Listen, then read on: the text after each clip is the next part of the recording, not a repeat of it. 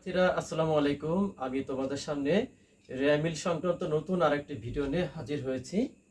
আমার আজকে যে অঙ্কের সমাধান দেখাবো সমস্যা 19। এখানে ক এবং খ এই দুটি সমস্যার সমাধান দেখানো হবে। এটা রেয়ামিলের সমাধান কিন্তু গত ভিডিওতে দেখানো হয়েছে। আশা করি তোমরা রেয়ামিলের ভিডিওটি দেখে নিবে, তাহলে সহজেই ক এবং এই খ নং যে সমাধান সেটা বুঝতে পারবে। আমি এখানে করং যে সমাধানটি দেখাবো, মূলধন জাতীয় প্রাপ্তির পরিমাণ নির্ণয়। মূলধন জাতীয় প্রাপ্তি হলো কি, যে প্রাপ্তিগুলো পাওয়া যায় কিন্তু বারবার পাওয়া যায় না, এবং এই প্রাপ্তিগুলোর সুবিধা দীর্ঘমেয়াদে কিন্তু ভোগ করা যায়। মূলধন জাতীয় প্রাপ্তির মধ্যে আসে মূলধন, অতিরিক্ত মূলধন, ঋণ গ্রহণ বা ব্যাংক ঋণ, বন্ধকি ঋণ, যে কোনো স্থায়ী সম্পত্তি বিক্রয় এবং স্থায়ী সম্পত্তি বিক্রয়ের পাশাপাশি দীর্ঘমেয়াদী বিনিয়োগ যদি বিক্রয় করা হয়, এই জাতীয় লেনদেনগুলো মূলধন জাতীয় প্রাপ্তির মধ্যে আসে। এখন এই অঙ্কের শুরুতে বলা আছে মালিকের মূলধন। মালিক হলো ওই প্রতিষ্ঠানের যে কর্ণধার বা মালিক। মূলধন এখানে 1,25,000 টাকা।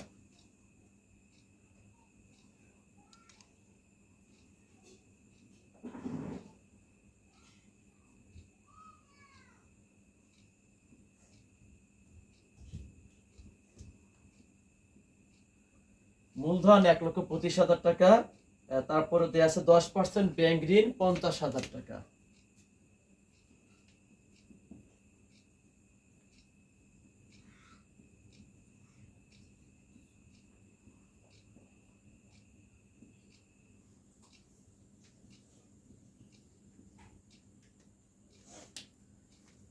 এখন এরপরে দেখতে পাচ্ছি পুরাতন আসবাবপত্র বিক্রয় 10,000 টাকা।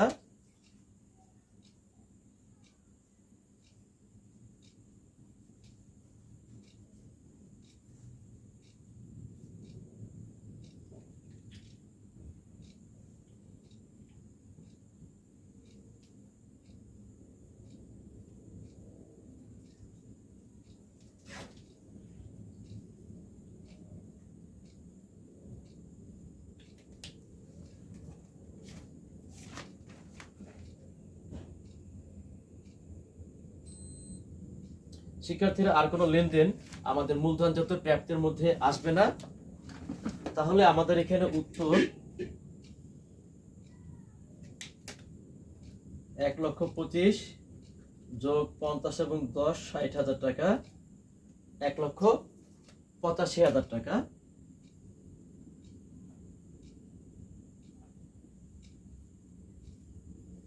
এই 1,85,000 টাকাই হলো আমাদের মূলধন জাতীয় প্রাপ্তি। এবার দ্বিতীয় সমাধান, স্থায়ী সম্পদ এবং মোট দায়ের পরিমাণ। আমরা প্রথমে স্থায়ী সম্পত্তির পরিমাণ নির্ণয় করব। শুরুতে দেয়া আছে যন্ত্রপাতি বসানোর মজুরি। আমরা একটা কথা মনে রাখব, স্থায়ী সম্পত্তি ক্রয় এটার সাথে যদি অন্যান্য কোনো খরচ জড়িত থাকে, সেই খরচকেও আমরা স্থায়ী সম্পত্তি হিসেবে গণ্য করব, কারণ এর ফলে ওই স্থায়ী সম্পত্তির মূল্য অথবা উপযোগিতা বৃদ্ধি পায়। যার ফলে স্থায়ী সম্পত্তি ক্রয়ের সাথে যদি কোনো খরচ থাকে, তাহলে সেই খরচকে আমরা স্থায়ী সম্পত্তি হিসেবেই গণ্য করতে হবে। তাহলে যন্ত্রপাতি বসানোর মজুরি 10,000 টাকা।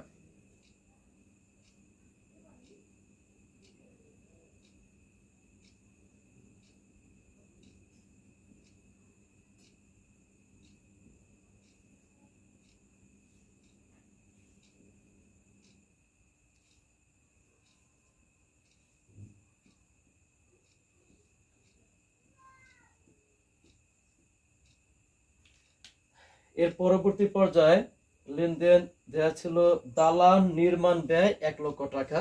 অর্থাৎ তিনি দালান নির্মাণ করেছেন 1,00,000 টাকা দিয়ে, এটা স্থায়ী সম্পদ হিসেবে গণ্য হবে।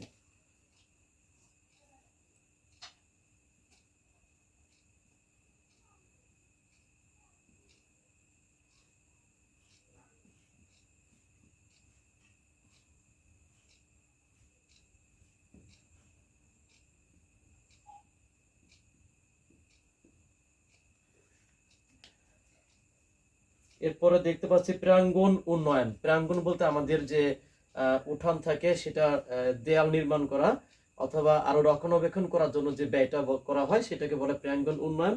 এটা কিন্তু স্থায়ী সম্পদ।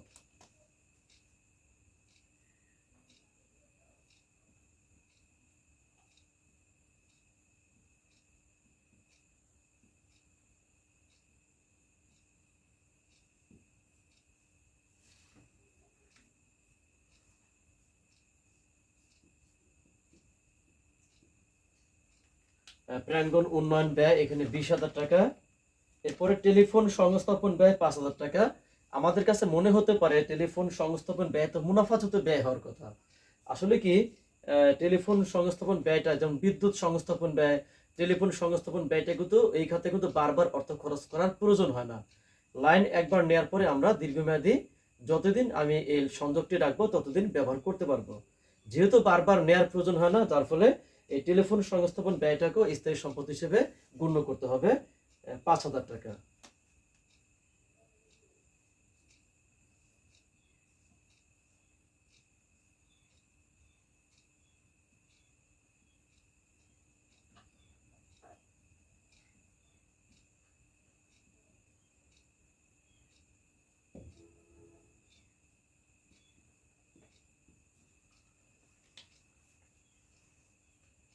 এরপরে দেওয়া আছে বৈদ্যুতিক সংস্থাপন ব্যয় 10,000 টাকা।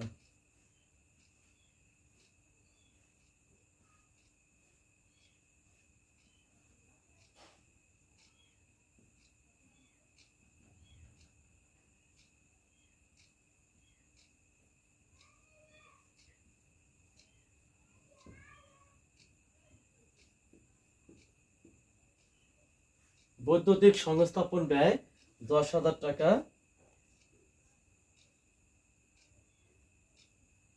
নতুন দালানের চুনকাম খরচ 10,000 টাকা। এই ক্ষেত্রে একটি সংশোধন আছে। সেই সংশোধন হলো যে আমি যখন গত ভিডিওতে রেয়ামিলটি করেছিলাম সেখানে নতুন দালানের সংস্থাপন ব্যয় আমি মুনাফাজত ব্যয় হিসেবে উল্লেখ করেছিলাম। আসলে স্থায়ী সম্পত্তি আমি একটু আগে ব্যাখ্যা দিয়েছি যে স্থায়ী চুনকাম খরচ কিন্তু এটা মুনাফাজত ব্যয়, কিন্তু যখন নতুন কোনো দালান নির্মাণ করা হয় তখন যদি কোনো চুনকাম খরচ করা হয় সেই খরচটাকেও ওই দালান নির্মাণ ব্যয়ের সাথে আমাকে যোগ করে এটাকে স্থায়ী সম্পদ হিসেবে গণ্য করতে হবে। সুতরাং নতুন দালানের চুনকাম খরচ 10,000 টাকা, এটা স্থায়ী সম্পত্তির মধ্যে আসবে।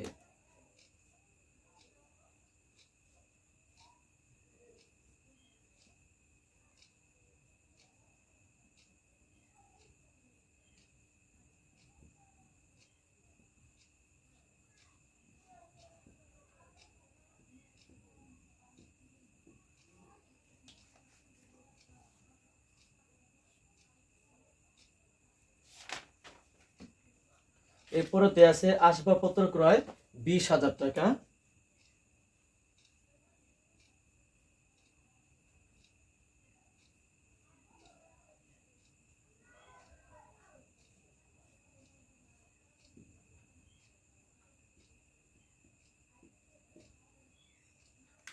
আসবাবপত্র ক্রয় 20,000 টাকা। এরপরে আমাদের এখানে আর কোনো স্থায়ী সম্পত্তি নেই। আমরা দেখি আমাদের টোটাল স্থায়ী সম্পত্তির পরিমাণ কত টাকা।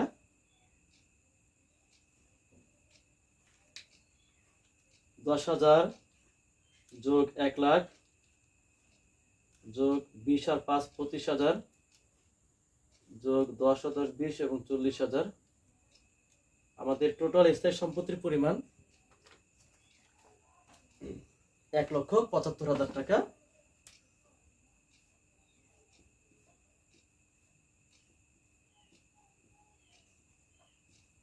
আশা করি আমরা স্থায়ী সম্পত্তির পরিমাণটা বুঝতে পেরেছি। এবার মোট দায়ের পরিমাণ।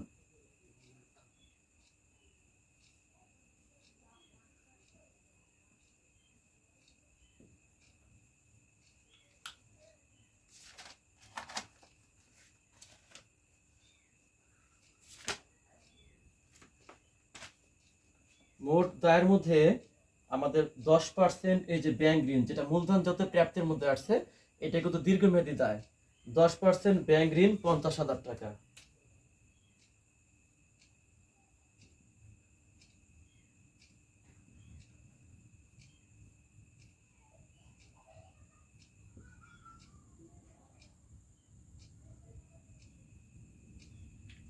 10% ব্যাংক ঋণ 50,000 টাকা। এরপরে দেয়া আছে পাওনাদার 25,000 টাকা।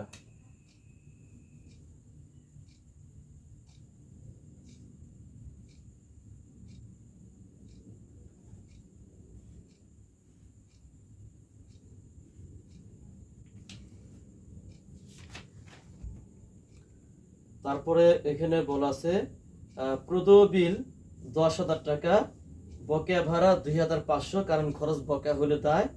অগ্রিম উপভাড়া 5,000 টাকা, কারণ খরচ বকেয়া হলে যেরকম দায়, আয় অগ্রিম হলে কিন্তু সেটাকে দায় ধরতে হবে। তাহলে প্রদেয় বিল চলতি দায়, বকেয়া ভাড়া চলতি দায় এবং অগ্রিম উপভাড়া কিন্তু চলতি দায়, তিনটাই কিন্তু মোট দায়ের মধ্যে আসবে।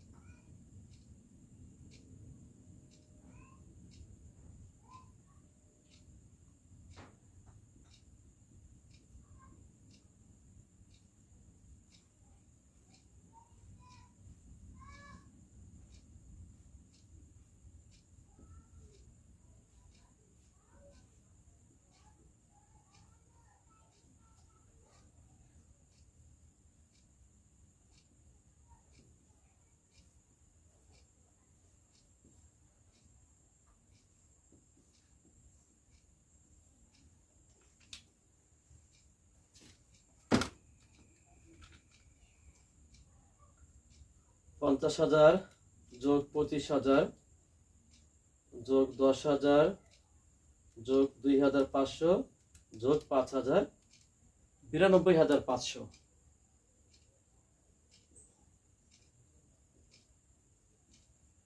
প্রিয় শিক্ষার্থীরা, এই হলো আমাদের এই 19 নম্বর রেয়ামিল কনং সমাধান মূলধন জাতীয় প্রাপ্তির পরিমাণ এবং খনন স্থায়ী সম্পদ এবং মোট দায়ের পরিমাণ। এটা হলো আমাদের উত্তর। আশা করি তোমরা অঙ্কটি বুঝতে পেরেছো। ভিডিও চলাকালীন মাঝখানে বৈদ্যুতিক যে সংযোগ, বিদ্যুৎ চলে যাওয়ায় আমরা আন্তরিকভাবে দুঃখিত। আশা করি তোমরা অঙ্কটি বুঝতে পেরেছো। এইভাবে যদি অঙ্কটি বাসায় তোমরা অনুশীলন করার চেষ্টা করো, অবশ্যই তোমরা সহজে রেয়ামিল এবং এটার সাথে সৃজনশীল সমাধানটি করতে পারবে। আমি আগামীতে এই ভুল সংশোধনী, অর্থাৎ রেয়ামিল করতে গেলে যে আমাদের ভুল হয়, ভুল সংশোধনী সহ আমাদের যে অঙ্কটি আছে, রেয়ামিলের যে অঙ্কটি আছে, সেই জাতীয় অঙ্ক ইনশাল্লাহ খুব শীঘ্রই আমি এখানে সমাধান দেওয়ার চেষ্টা করব। সেই পর্যন্ত তোমাদের সকলের সুস্বাস্থ্য কামনা করছি। সবাই ভালো থাকো। আল্লাহ হাফেজ।